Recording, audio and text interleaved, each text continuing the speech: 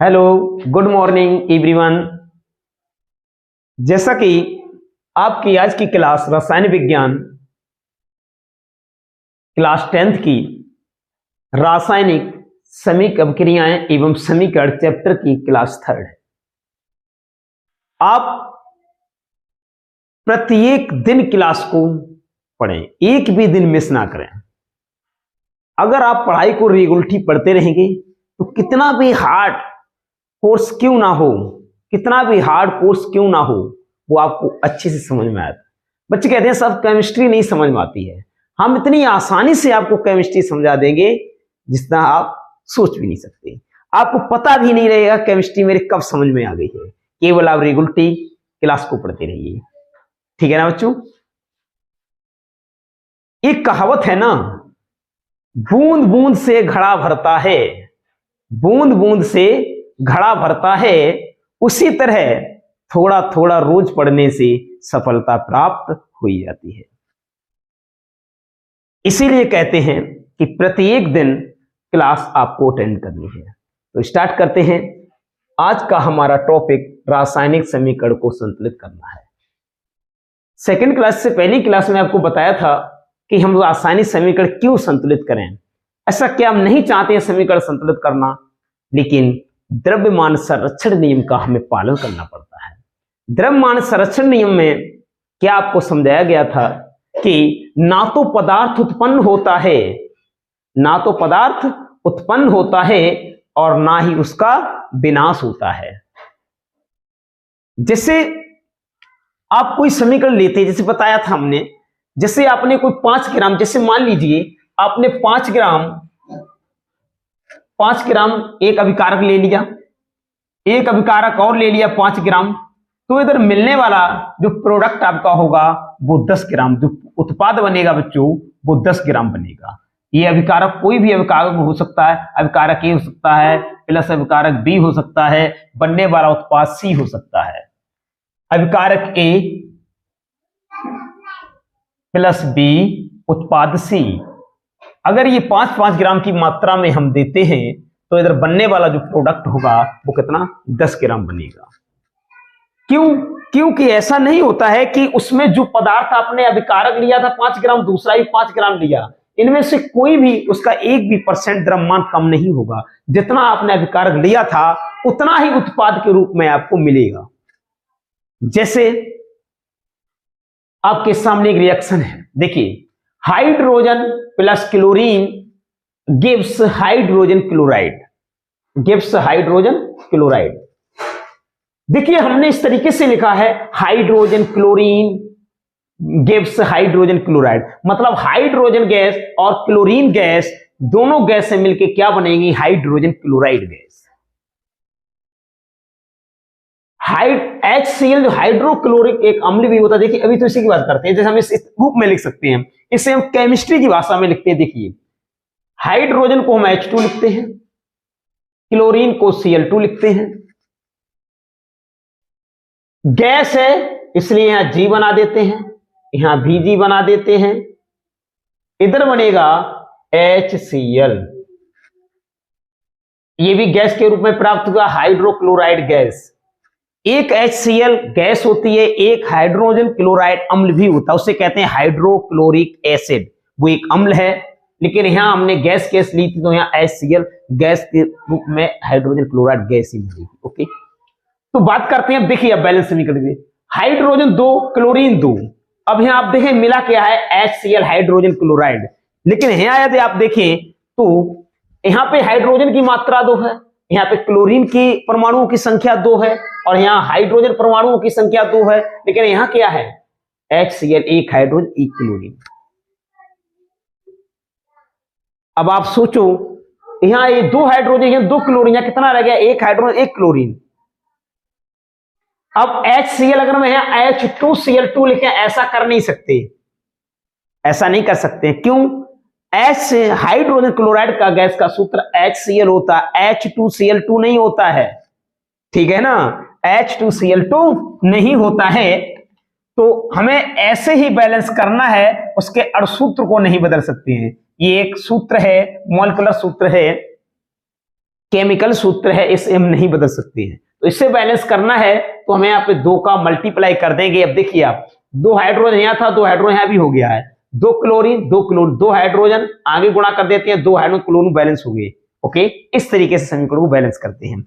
और नेक्स्ट समीकरण देखिए, सोडियम क्लोराइड, सोडियम और क्लोरीन, सोडियम लिख देते हैं धातु के रूप में Na, क्लोरीन लिख देते हैं Cl2।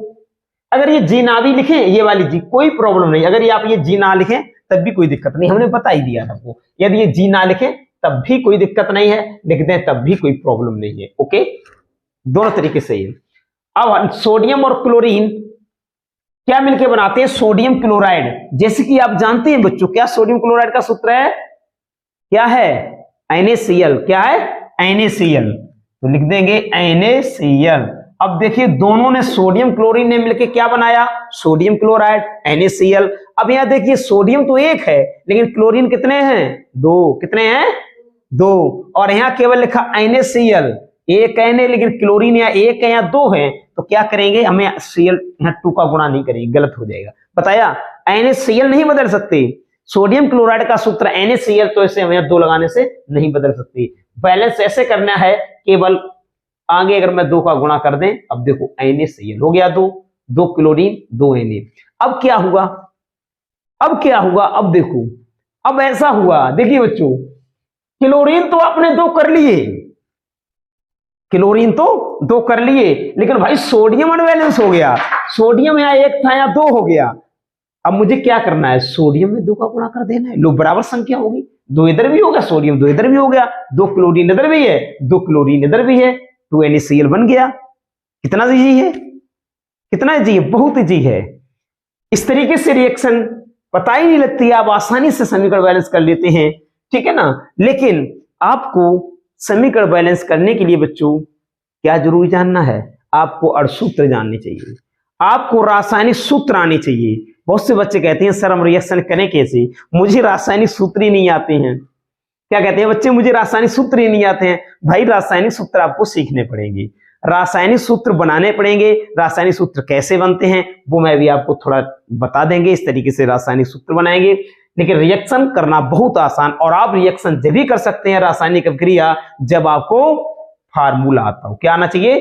फार्मूला। रासायनिक सूत्र जब आपको आएंगे, याद होंगे या बनाना सीख जाएंगे, रासायनिक सूत्र बनाना सीख जाएंगे, तो आप रासायनिक अभिक्रिया बहुत जल्दी से करने लगेंगे। रासायनिक अभिक्रिया इतना आसान है, इतना इजी है, बहुत ज्यादा, लेकिन आपको केवल केमिकल फार्मूले आने चाहिए, रासायनिक सूत्र, ठीक है ना। रासायनिक सूत्र लिखना हम आपको सिखाएंगे। तो देखिए एक रिएक्शन और है, barium sulphate plus barium chloride. अब देखिए बेरियम सल्फेट क्या होता है? अब आपको अगर सूत्र पता है तो आप लिख देंगे BaSO4 बेरियम सल्फेट हो गया भाई। बेरियम क्लोराइड आपको सूत्र पता है, BaCl2 साहब होता है। क्या होता? BaCl2 भाई साहब हो रहा है, देखिए BaCl2 बेरियम क्लोराइड हो गया। भाई बेरियम क्लोराइड और बेरियम सल्फेट, सॉरी यहां सोडियम सल्फेट है, यहां क्या है? Sodium sulphate, Na2SO4। यहां NaSO4 नहीं होगा, Na2SO4। जैसे कि अगर आपको सूत्र नहीं पता, इसलिए क्योंकि सोडियम की वैलेंसी बच्चों कितनी होती है? सोडियम की संयोजकता 2 होती है और सल्फेट की संयोजकता कितनी होती है? -2 ऋणायन, और सोडियम पर होता है 1 धनायन। जब इसका क्रॉस मल्टीप्लाई होता है तो 2 का गुणा इसके संग, 1 का गुणा इसके संग, तो 2 का गुणा इसके संग करें हो जाएगा Na2, 1 का SO4। देखो बन गया सूत्र Na2SO4। सूत्र बनाना ऐसे आपको सिखा देंगे, टेंशन ना लो सबसे पहले, ठीक है। अभी सिखाएंगे आपको सूत्र कैसे बनते हैं। इससे पहले रिएक्शन को देखते हैं। देखिए सिंपली क्या होता है, जब पूरा आपके सामने कोई यौगिक आ जाए, जैसे एक यौगिक ये है, एक यौगिक ये है, आपको बिल्कुल भी रिएक्शन नहीं करना आता है, उसके लिए एक ट्रिक आपको अपनानी है। क्या? जो कोई भी लवड़, जैसे ये लवड़ है और ये भी लवड़ है, दोनों लवड़े हैं, इस लवड़ की पहली वाली धातु इसे 2 भागों में ऐसे तोड़ देती है, इसे 2 भागों में। ये बना है सोडियम सल्फेट से मिलकर, ये बना है बेरियम और क्लोरीन से मिलकर।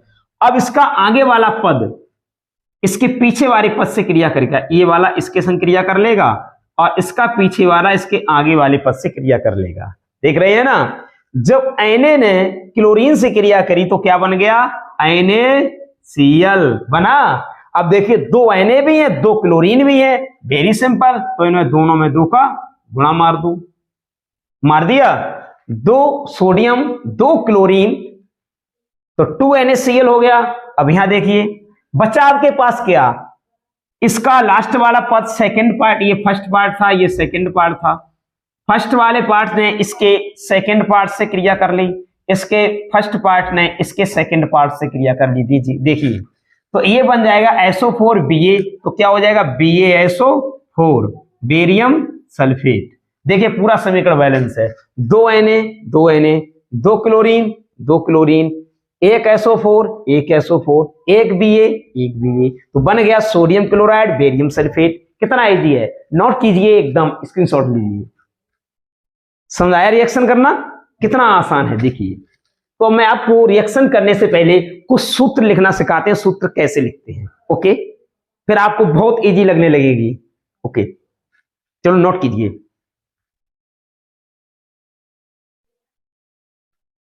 जैसे कि बच्चों सूत्र लिखने के लिए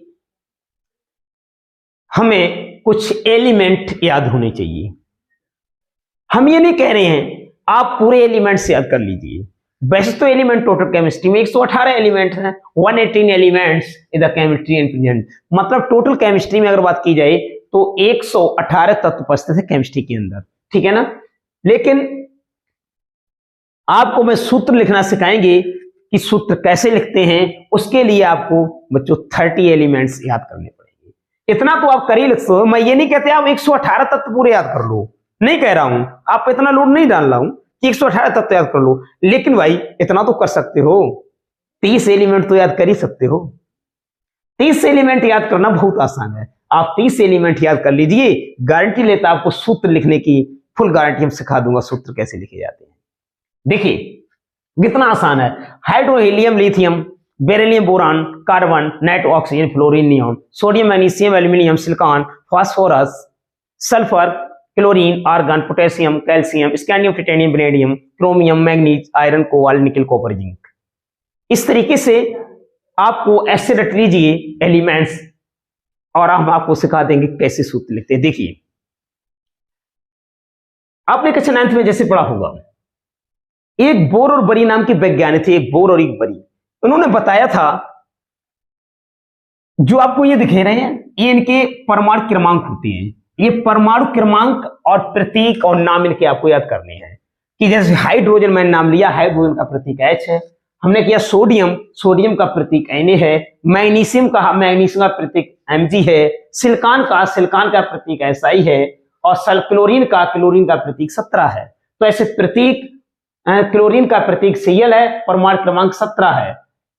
एल्यूमिनियम का प्रतीक बोला Al, परमाणु क्रमांक 13, हाइड्रोजन का मैंने प्रतीक बोला H और परमाणु क्रमांक 1, कार्बन का प्रतीक बोले तो C, परमाणु क्रमांक 6, ऑक्सीजन का प्रतीक हो गया O, परमाणु क्रमांक 8।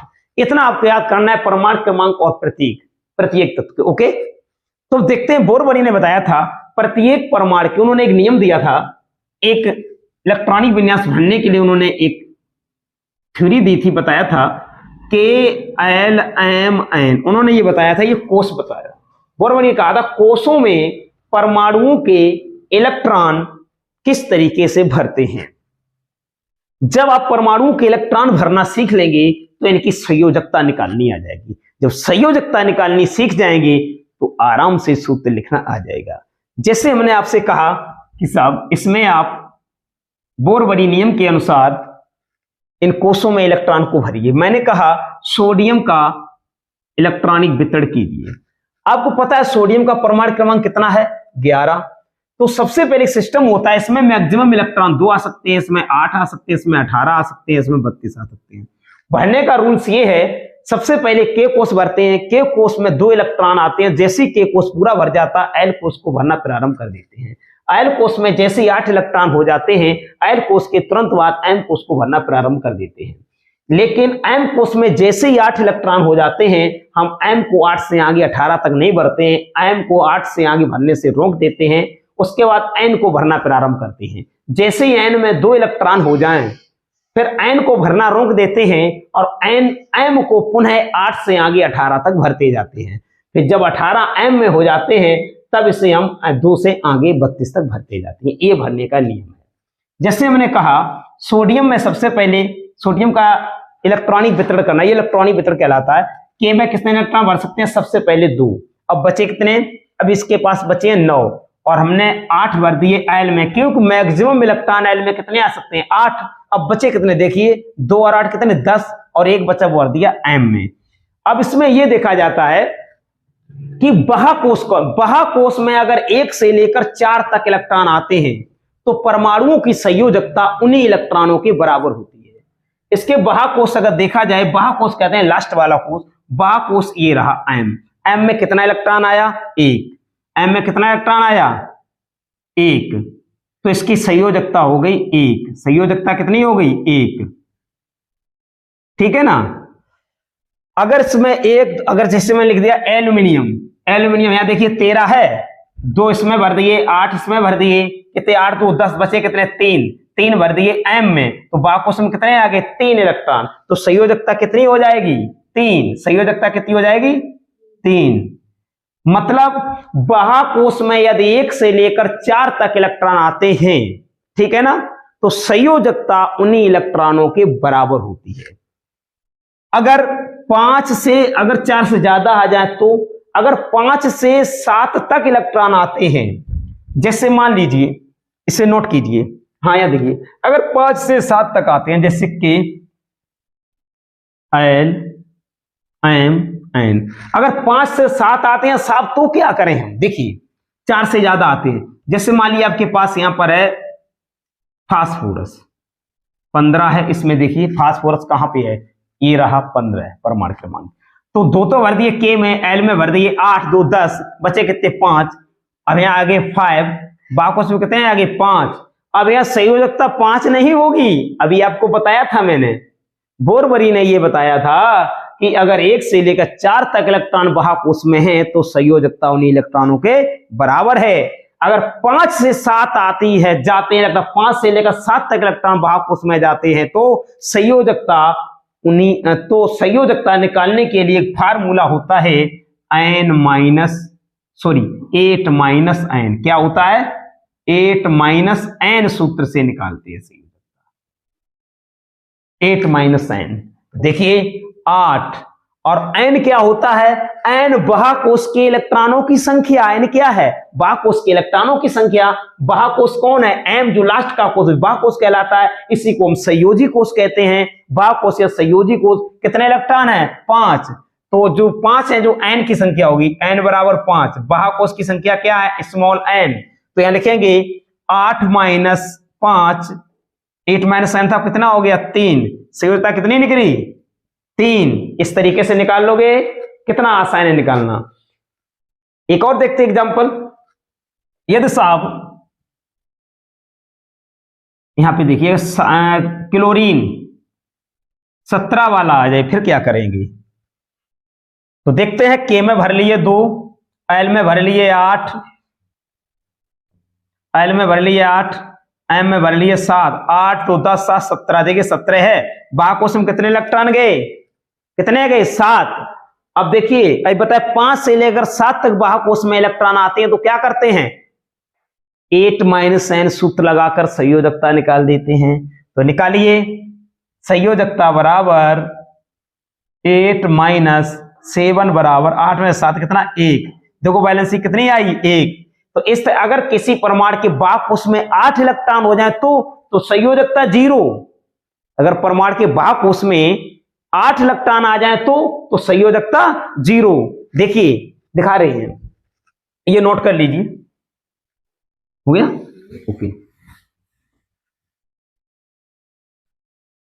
अगर बाह्यकोश में 8 आ जाए, जैसे आर्गन देखिए आप 18 है, यहां देखो आर्गन मिला, ये 18 है। देखो के में कितने भर दिए? 2, एल में 8, 8 2 10, एम में कितने भरे? 8। एम में कितने भर दें? 8 8 16 2 18 हो गया। अब बाह्यकोश में कितना इलेक्ट्रॉन गया? 8। अगर 8 इलेक्ट्रॉन हो जाए तो संयोजकता क्या होगी, क्या होगी, जीरो। क्या होगी, जीरो। आया समझ में? ऐसे संयोजकता निकालते हैं। जब हम संयोजकता निकाल देते हैं तो आसानी से सूत्र लिखना सीख जाएंगे। आगे बात समझ में? तो इसी प्रकार से और आगे बढ़ते हैं, देखते हैं।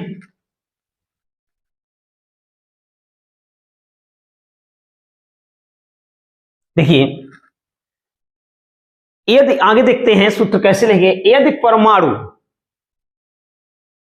परमाणु के अष्टक को पूरा करने के लिए, परमाणु के अष्टक को पूरा करने के लिए इलेक्ट्रॉन त्यागे जाते हैं और ग्रहण किए जाते हैं। जब कोई परमाणु इलेक्ट्रॉन का त्याग करता है तो धनायन बनता है, और जब कोई परमाणु इलेक्ट्रॉन को ग्रहण करता है, किसके लिए, अपने अष्टक को पूरा करने के लिए, ऑक्टेट को पूरा करने के लिए, ठीक है ना, तो वो क्या करता है, इलेक्ट्रॉन के ऊपर ऋणावेश आता है। क्या आता है उसके ऊपर, ऋण आवेश आ जाता है, ठीक है ना। तो उसी से हम सूत्र लिखते हैं, तभी सूत्र लिखना सीखते हैं, उन्हीं से हम संयोजकता निकालेंगे। देखिए, जैसे मान लीजिए सोडियम है, सोडियम का परमाणु क्रमांक 11, इलेक्ट्रॉन त्यागना और ग्रहण करना, मतलब उसके बाह्यकोश में 8 इलेक्ट्रॉन करने हैं, चाहे वो त्याग के करो और चाहे ग्रहण करके करो। बात समझ आ रही है? या तो परमाणु के बाह्यकोश में 8 इलेक्ट्रॉन करने हैं, तब निकलेगी ऑक्सीकरण संख्या, ठीक है। तभी हम सिखाएंगे आपको सूत्र लिखना, ठीक है ना। जैसे के में इलेक्ट्रॉन कितने भर दिए, 2, एल में कितने भर दिए, 8, एम में कितने भर दिए, 1, बाह्यकोश में कितना इलेक्ट्रॉन आया, 1, कितना आया, 1। अब देखिए, इसे 8 चाहिए बाह्यकोश, चाहे इलेक्ट्रॉन त्यागो चाहे ग्रहण करो, क्या करो, चाहे त्यागो चाहे ग्रहण करो। अगर इसका हम 1 इलेक्ट्रॉन ये त्याग दें तो इसका बाह्यकोश कौन आ जाएगा, ये आ जाएगा, आ जाएगा। इसमें 1 इलेक्ट्रॉन था, अगर हम उसका इलेक्ट्रॉन निकाल दें, बाहर निकाल दें, तो इस पर बाह्यकोश, इसमें क्या 0 इलेक्ट्रॉन हो जाएंगे, तो इसका बाह्यकोश कौन, फिर ये गिना जाएगा। अब देखिए यहाँ पे 8 इलेक्ट्रॉन हो गया बाह्यकोश में। अब जो परमाणु जितना इलेक्ट्रॉन त्यागता है, अपने में से निकालता है, उस परमाणु पर उतना धन आवेश आता है, तो सोडियम क्या बना देगा, सोडियम धन आवेश, 1 धन आवेश। अब कोई परमाणु जैसे मैग्नीशियम 12 होता है, 2, 8, 2, 8, 2, 10, 2, 12। अब बाह्यकोश में इसके 2 इलेक्ट्रॉन हैं, अगर 1 से 4 तक इलेक्ट्रॉन होते हैं तो त्याग से त्यागे जा सकते हैं, अगर 5 से 7 तक आती है तो ग्रहण किए जा सकते हैं। क्या किए जाते हैं, ग्रहण किए जा सकते हैं। अगर 1 से 4 तक इलेक्ट्रॉन आए तो अष्टक को पूरा करने के लिए, अष्टक प्राप्त करने के लिए, अष्टक का मतलब होता है परमाणु का स्थायी होना। जो परमाणु अपने अष्टक को प्राप्त कर लेता है वो परमाणु स्थायी मतलब स्टेबल हो जाता है। आवर्त सारणी की 118 तत्व सभी चाहते हैं कि हम स्टेबल हो जाएं, लेकिन स्टेबल वही हो सकता है जिसमें इलेक्ट्रॉन खोने या ग्रहण करने की क्षमता होती है, ठीक है ना। 0 वर्ग की गैसें helium, neon, argon, krypton, xenon and radon, इनके अष्टक पूर्ण होते हैं। ये ना इलेक्ट्रॉन किसी से लेते हैं और ना इलेक्ट्रॉन किसी को देते हैं। कौन, helium, neon, argon, krypton, xenon and radon, Heena, Leena और करीना, ठीक, इनके अक्षरे रंगीन। ये इसका इस तरीके से याद कर सकते हैं, हीना, लीना और करीना। देखिए ये 0 वर्ग के होते हैं एलिमेंट्स, इसे कहते हैं वर्ग 18, वर्ग 18 के तत्व हैं, इन्हें 0 वर्ग भी बोलते हैं। क्या बोलते हैं, 0 वर्ग के तत्व है।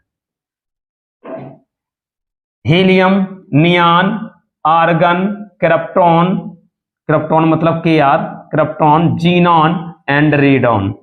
हीना, लीना और करीना, इनके अक्षरे रंगीन। ये एक ट्रिक है, इसके हिसाब से सभी एलिमेंट्स याद हो सकते हैं। कैसे, हीना, लीना और करीना, इनके अक्षरे रंगीन। ओके, ये कहावत है, इससे हम याद कर लेते हैं। इनके ना ही इलेक्ट्रॉन किसी को देते हैं और ना इलेक्ट्रॉन लेते हैं।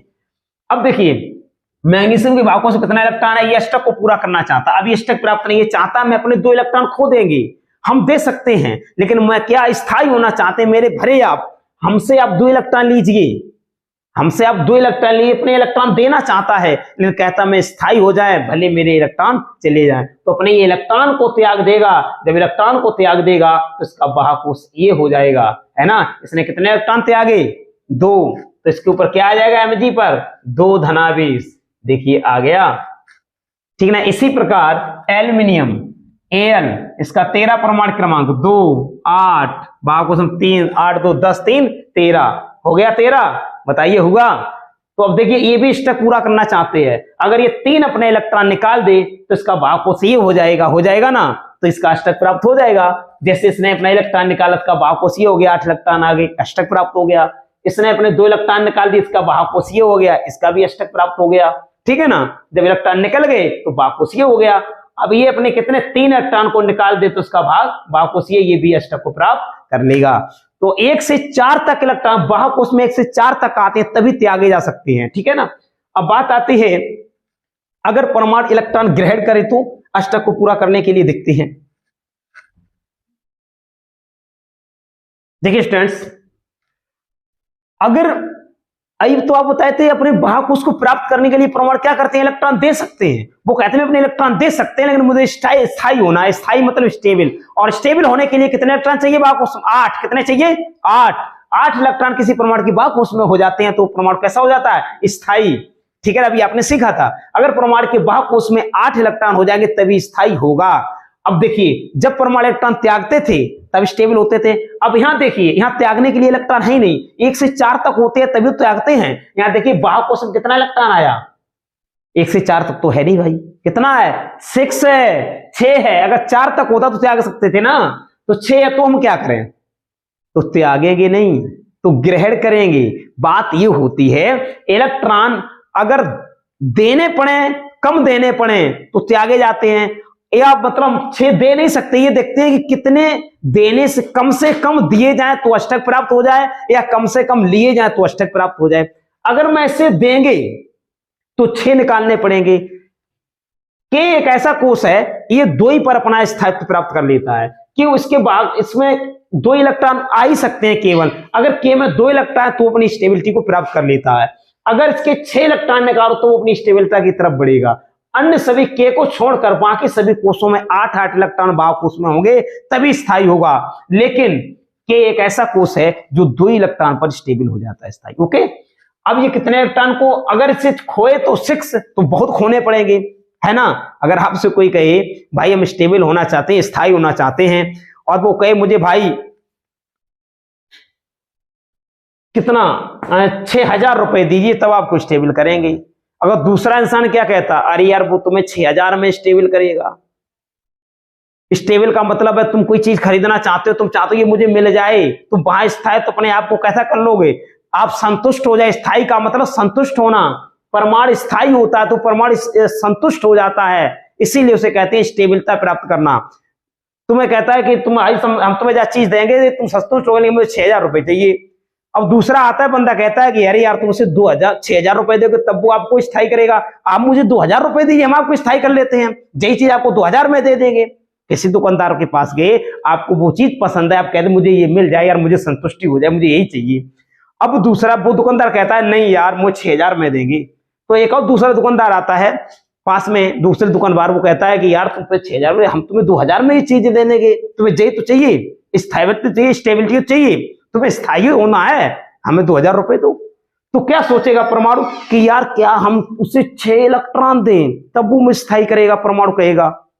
कस्टमर क्या करे, उसे मैं 6000 देंगे तब वो मुझे ये चीज देगा, और ये मुझे इंसान 2000 में दे रहा है तो मुझे ये बंदा अच्छा लगा। जो कम ले रहा है यार वो अच्छा है, सब कोई चाहता है कम से कम मुझे धन देना पड़े वो वस्तु मिल जाए, है ना। क्यों भाई, है ना। हर इंसान चाहता है कम से कम धन खर्च करना पड़े वस्तु मिल जाए। तो क्या है, तो इंसान किस तरह मुड़ेगा बताइए? जो कम पैसे में वो चीज मिल जाए, है ना। कौन चाहेगा मुझे इतने रुपए खर्च करें तब वो चीज लें, और दूसरा इंसान कम पैसे में वही चीज देता है ना। तो कम वाली की तरफ झुकेगा, कहेगा मुझे कम वाली मिल जाए, मुझे काम ही चलाना है, मुझे यही चीज तो चाहिए।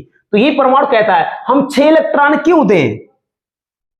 अगर मुझे कोई 2 दे रहा है, 2 में स्टेबल हो। देखिए अगर इसे 2 इलेक्ट्रॉन दे दिए जाए, +2 इलेक्ट्रॉन यहां जोड़ दिया जाए, 2 इलेक्ट्रॉन अगर मैं इसे दे दें, 2e लिखा, e का मतलब इलेक्ट्रॉन, e का मतलब क्या है? इलेक्ट्रॉन। अगर इससे 2 इलेक्ट्रॉन मिल जाए तो 6 और 2 कितना हो जाएगा? 8 हो जाएंगे। जब कोई परमाणु जितना इलेक्ट्रॉन ग्रहण करता है एक्स्ट्रा अपने कोई परमाणु अपने बाह्यकोश में एक या एक से अधिक इलेक्ट्रॉन ग्रहण करता है तो उस परमाणु के ऊपर उतना ऋण आवेश आ जाता है। क्या आ जाता है? ऋण आवेश। उतना इकाई ऋण आवेश आ जाएगा। इसने 2 इलेक्ट्रॉन ग्रहण की तो क्या परमाणु विन्यास बन गया? 2 और कितना हो गया? 8 हो गया। अब देखिए स्टेबिलिटी प्राप्त हो गई है, स्थायी प्राप्त हो गया, स्थायित्व। तो इसने कितने इलेक्ट्रॉन ग्रहण किए? 2। तो यहां हो जाएगा O डबल ऋणायन। इसने 2 इलेक्ट्रॉन ग्रहण किए तो क्या हो गया? O पे डबल ऋणायन। क्यों हुआ? जैसे अभी आपने धनायन लगाते थे, जैसे आपने 2 इलेक्ट्रॉन Mg से निकाले थे, जब जैसे K में 2 था,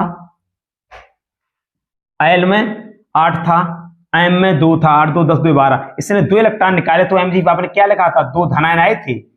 एल्यूमिनियम ने जब 3 इलेक्ट्रॉन अपने बाह्यकोश से निकाले थे, बताइए तब Al कितना धनायन आया था? बताइए 3 धनायन आया था। जो परमाणु जितने इलेक्ट्रॉन निकालता है उस परमाणु पर उतना क्या आता है? धन आवेश। और जो कोई परमाणु अपने बाह्यकोश में इलेक्ट्रॉन ग्रहण करता है जितने इलेक्ट्रॉन, उस परमाणु पर उतना क्या आता है? ऋण आवेश। इसने 2 इलेक्ट्रॉन ग्रहण किए तो उसके बाद क्या आया? 2 ऋणायन। अब यहां देखिए फ्लोरीन की, फ्लोरीन का परमाणु 9, तो 2 और 7 कितना हो गया? 9 हो गया। अब बाह्यकोश में कितना इलेक्ट्रॉन आया? देखो चेला, कितना आया? 7। इसे स्टेबल होना है तो कितने इलेक्ट्रॉन दिए जाए? इसे 1, केवल से 1 इलेक्ट्रॉन मिल जाए तो ये कितना हो जाएगा? स्थायी हो जाएगा। 7 और 1 8, तो विन्यास क्या हो जाएगा? 2 और 1 8। देखो बाह्यकोश में 8 इलेक्ट्रॉन आ गए तो F ने कितना इलेक्ट्रॉन ग्रहण किया? 1। कितना ग्रहण किया? 1। तो 1 ऋणायन आ गया। बताओ समझ में आया? आया? अब देखिए P 15 है, 2 इलेक्ट्रॉन यहां, 8 है यहां, कितना हो गया? 10। कितना हो गया? 10 हो गया। अब देखिए 10 हो गया। अब कितना? 8 2 10। अब कितना बचा? M वाले कोश में 5, कितना? 15 हो गया। अब बाह्य कोश में देखिए कितने हैं? 5। अगर ये त्यागे तब 5 त्यागे तब ये स्टेबिलिटी से 8 मिल पाएंगे इलेक्ट्रॉन बाह्य कोश में। अगर ग्रहण करे तो केवल 3 ग्रहण करे तब भी आप 5 और 3 8 हो जाएंगे। तो यहाँ +3 इलेक्ट्रॉन और लिख दो तो 5 3 कितना हो जाएगा? 8। तो क्या विन्यास होगा? 2 8 5 और 3 कितने हो गए? 8। अब देखो बाह्य कोश में 8 मिल गए। देखो त्यागता तो 5, तो ज्यादा त्याग नहीं पत्ते, और ग्रहण किए 3 तब भी 8 हो गए। तो बाह्य कोश में कितने? 8 इलेक्ट्रॉन प्राप्त हो गए। तो इसने कितने इलेक्ट्रॉन ग्रहण किए? 3। तो P पे कितना ऋण आवेश आएगा? 1 2 3। बताइए समझ में आया? समझ में आया? आगे देखते हैं सल्फर। सल्फर का परमाणु क्रमांक कितना है? सल्फर का कितना है? 16। तो K में 2 भर लिए, L में 8 भर लिए। एक मिनट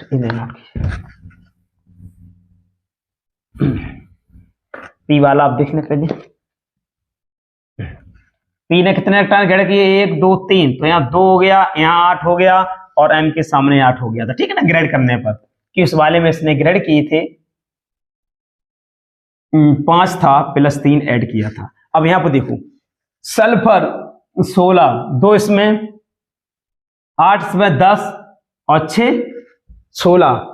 इसे स्टेबिलिटी प्राप्त करनी है। अगर इसे 2 इलेक्ट्रॉन दे दिए जाए, कितने? 2, तो ये कितने? 8 हो जाएंगे। 2 2 ग्रहण 6 और 2 8 हो गए। 8। तो यहाँ क्या हो जाएगा? सल्फर ने कितने इलेक्ट्रॉन ग्रहण किए? 2। तो 1 2 ऋणायन लगा दो, 2 8 6 2 8। देखो स्टेबिलिटी प्राप्त होगी। 2 इलेक्ट्रॉन ग्रहण किए तो क्या आ गया? 2 ऋणायन। आगे ऋणायन। इसी प्रकार से क्लोरीन 17 होता है, 2 8 7। बाह्य कोश में 7 है, ये कितना ग्रहण करेगा? 1। तो यहां हो जाएगा 7 और 1 8। अब देखो स्टेबिलिटी प्राप्त होगी। Cl ने कितना इलेक्ट्रॉन? 1 ग्रहण किया।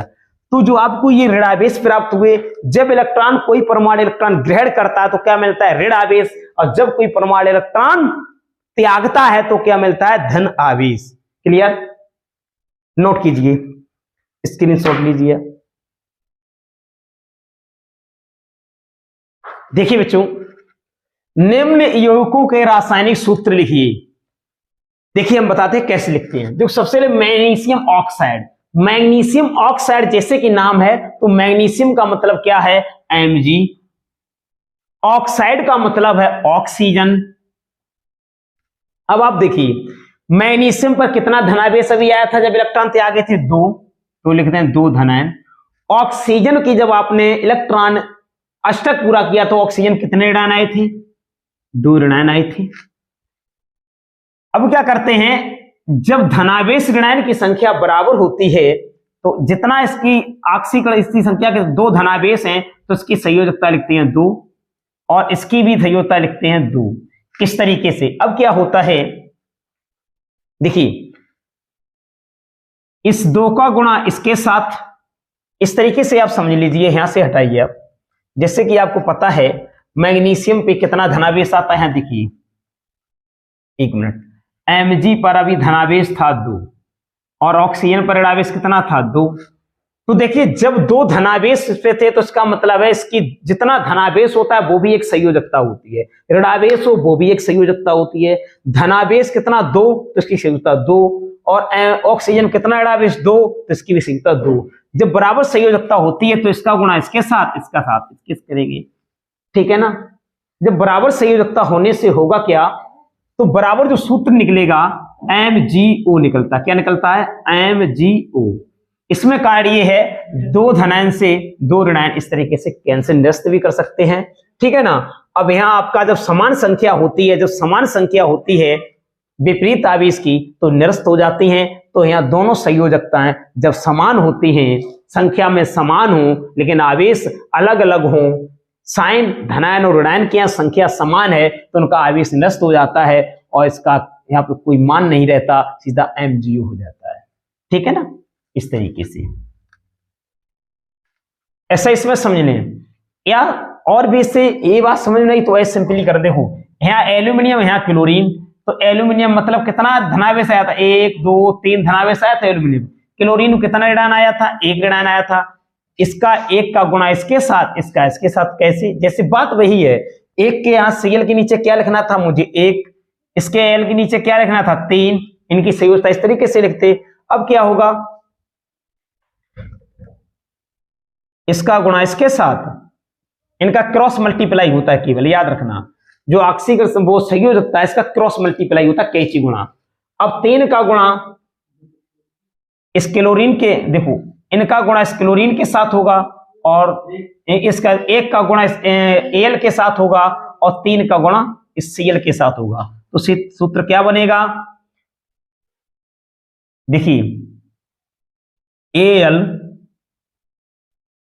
Al के साथ 1 का गुणा हुआ इसका 1 और Cl के साथ कितना हुआ? 3, तो AlCl3। देखिए AlCl3 एल्यूमिनियम क्लोराइड। इसी प्रकार एल्यूमिनियम ऑक्साइड, Al पे कितना धनायन? 1 2 3, ऑक्साइड में कितना ऋणायन अभी यहां देखा था? 2, तो इसकी संयोजकता कितनी हो गई?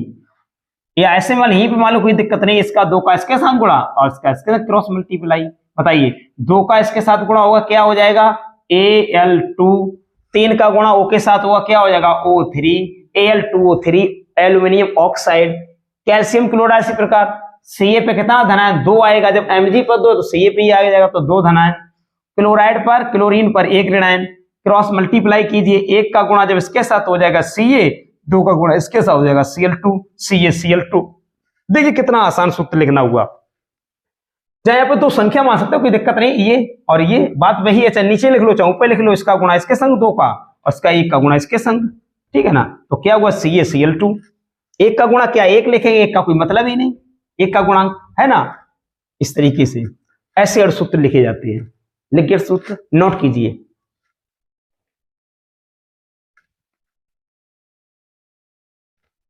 आज की क्लास आज यहीं रखते हैं। नेक्स्ट जो क्लास होगी कल, इसके आगे और आपको और सूत्र लिखना सिखाएंगे, ठीक है बच्चों। आज यहीं पर क्लास को लॉक करते हैं। Okay, my channel subscribe and likes. Okay, thanks.